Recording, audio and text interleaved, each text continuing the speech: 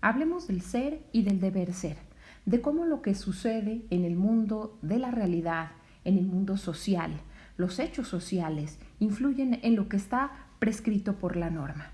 Para lograrlo, citamos a un autor, un abogado político alemán de origen judío, Ferdinand Lassalle, el cual habló del derecho y los factores reales de poder.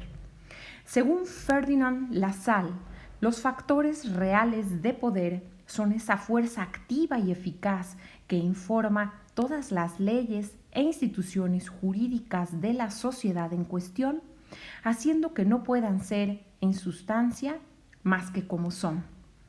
Los factores reales le dan esa forma escrita al derecho y quien atenta contra ellos atenta contra la ley y por lo tanto debe ser castigado. Dice Lassalle que de nada sirve lo que está escrito en la ley si no se ajusta a la realidad, es decir, a los factores reales de poder.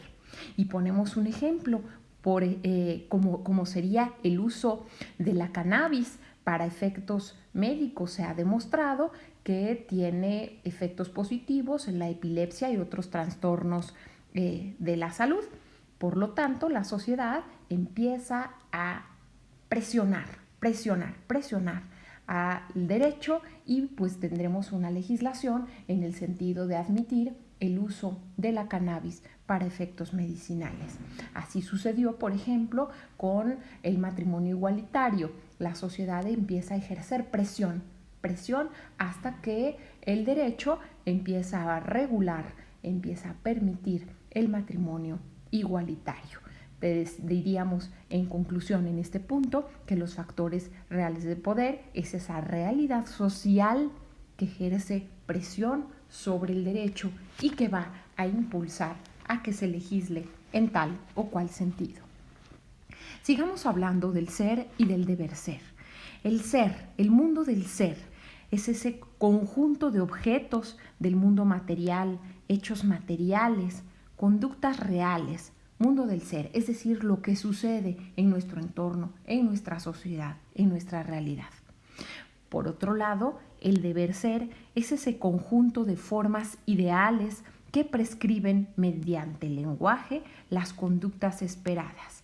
Es decir, el mundo del deber ser se forma con mandatos, con reglas de conducta. Sigamos con los juicios del ser y juicios del deber ser. Una formulación lingüística que expresa tanto los objetos del ser como del deber ser, le damos el nombre de juicio. Los juicios del ser son juicios descriptivos. Por ejemplo, decimos hace mucho calor, ya estoy aburrido. Estamos solamente describiendo lo que sucede en la realidad. Un juicio del deber ser prescribe conductas. Debes respetar a tus padres, debes pagar tus impuestos, debes respetar la vida. Entonces, una diferencia esencial entre un juicio del ser, de lo que sucede en la realidad, es que lo describimos a través de un juicio descriptivo, valga la redundancia. Un juicio de una norma jurídica, una norma de conducta, lo describimos a través de un juicio prescriptivo. Emitimos a través de él juicios de valor. Las normas, el derecho, centra su objeto de estudio en la realidad. ¿Qué relación hay entre el mundo del ser y del deber ser? Hay una relación externa. El derecho existe para realizarse.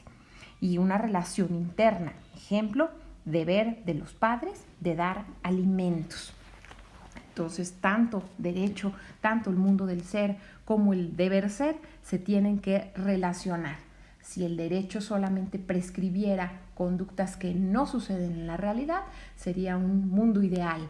En cambio, el ser, pues también uno y otro se deben relacionar. Sigamos con la validez y la eficacia de las normas jurídicas. ¿Cómo definimos a la validez? Es el atributo mediante el cual se determina que la norma pertenece a un sistema normativo.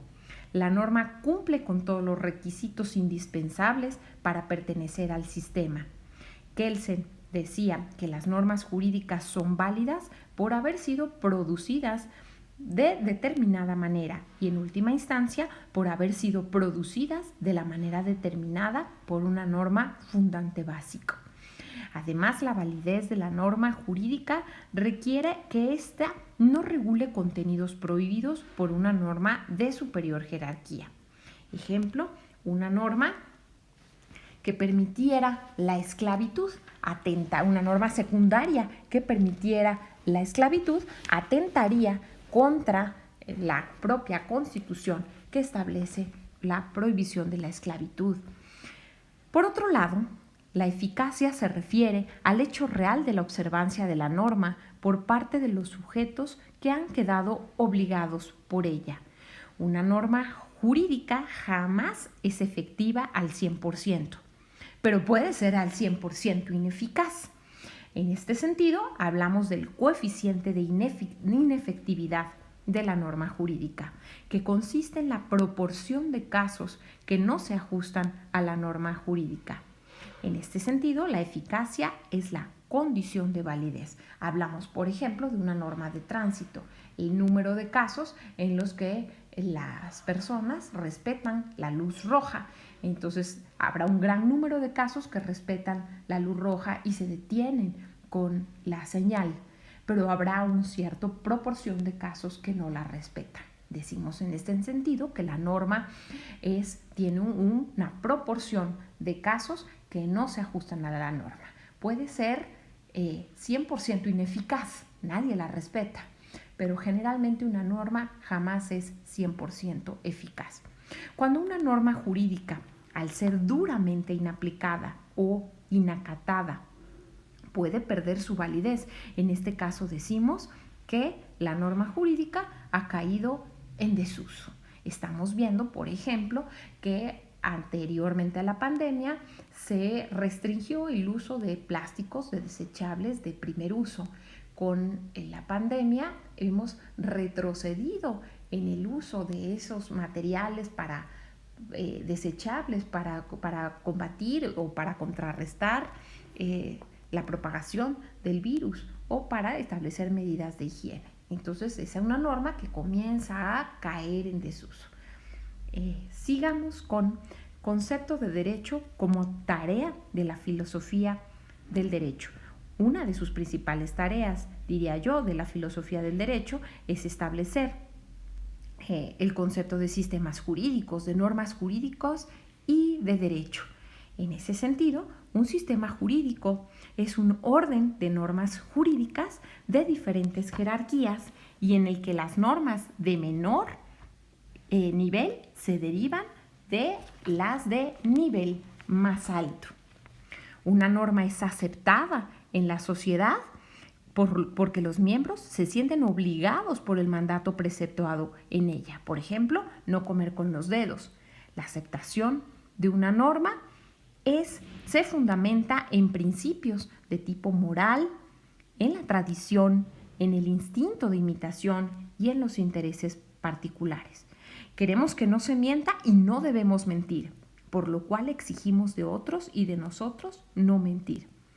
Una norma jurídica también se obedece o es aceptada por miedo a la sanción.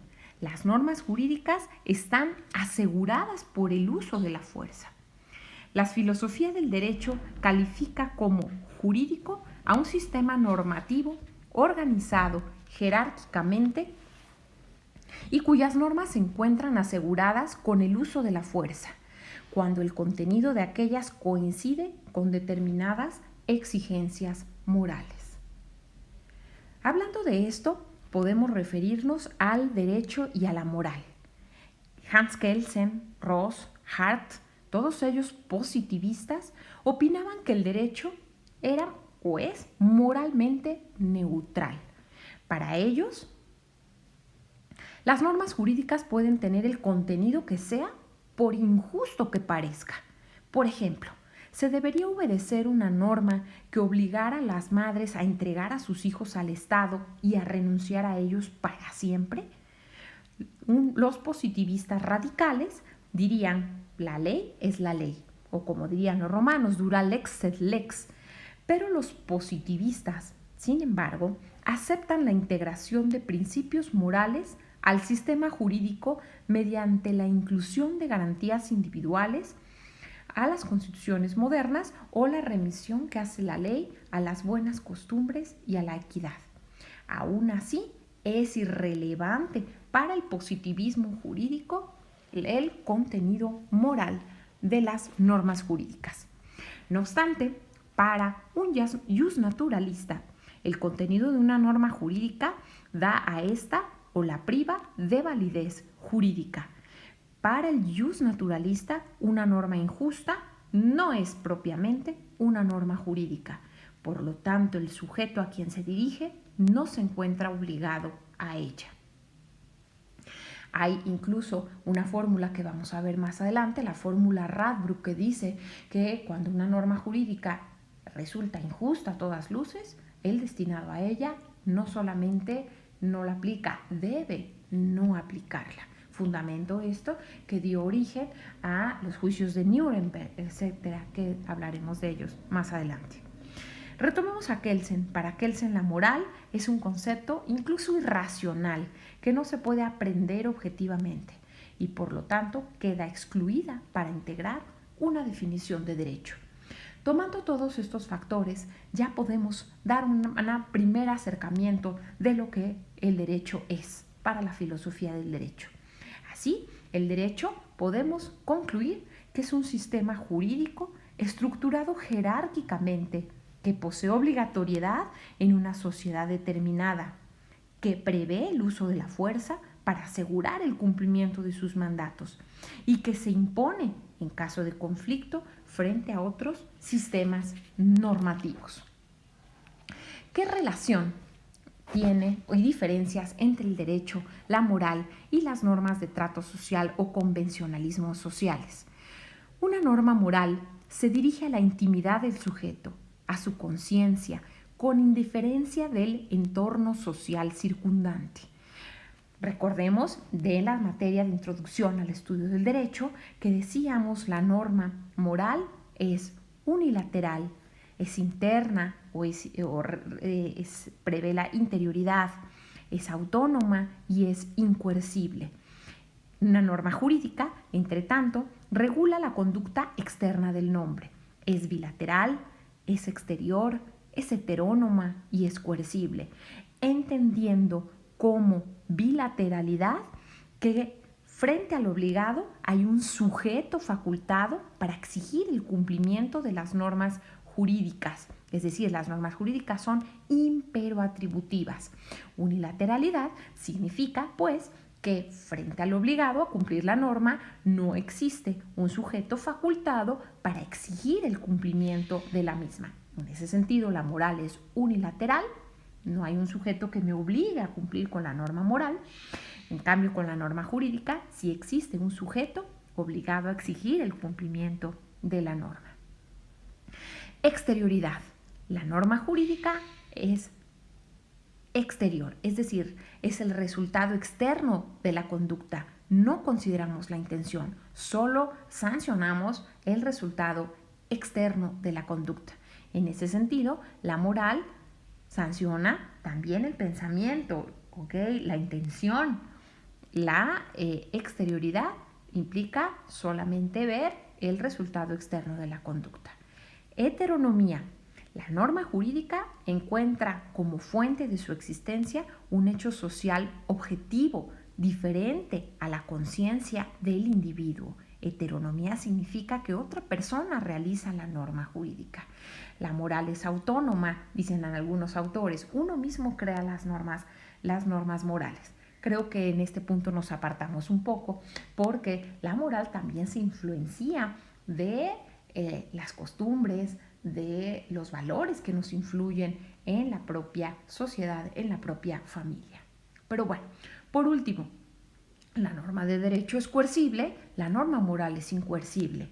Coercibilidad implica que la norma jurídica se puede cumplir incluso por la fuerza y no espontáneamente. Una norma moral, no puede cumplirse a través de la fuerza o incluso en contra de la voluntad del obligado. Las normas de trato social o convencionalismos sociales, o lo que mis maestros de derecho decían, el manual de Carreño, son exigencias tácitas de conducta de la vida colectiva. Por ejemplo, no comer con los dedos, por ejemplo, dar el paso en un autobús, permitir que se sienten las personas discapacitadas, los adultos mayores, las mujeres embarazadas, etc. En ese sentido, una norma de trato social tiene sanción, sí la tiene. Sería el rechazo. Una persona que llega sucia, que huele mal, va a ocasionar como sanción, como consecuencia del incumplimiento de ese manual de Carreño, de esa norma de etiqueta, de esa regla de conducta, va a ocasionar el rechazo de la sociedad. Pero aún así es incoercible porque no hay posibilidad de hacer cumplir por la fuerza a esa persona, esa norma de trato social. Entonces, bueno, creemos que hasta aquí quedamos con las normas y el concepto de derecho en filosofía del derecho. Gracias.